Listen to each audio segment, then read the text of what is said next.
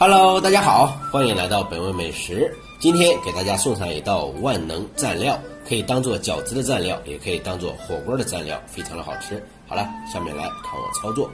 首先，炒锅中不用放油，然后放入花生米，我们用小火把花生米炒熟。炒花生米的时候，火千万不能大。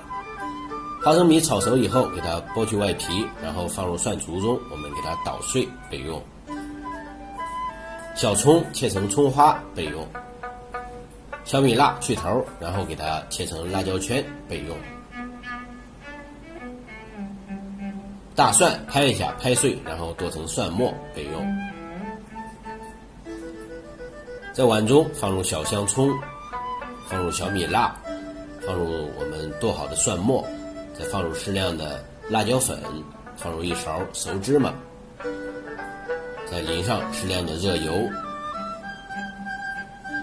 然后给它搅拌一下，搅拌均匀。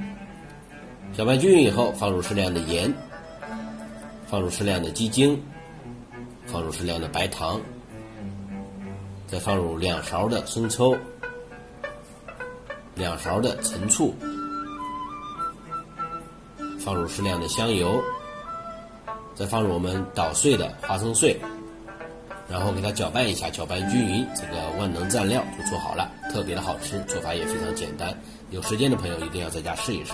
好了，这期的本味美食到此就结束了，朋友们，我们下期不见不散，拜拜。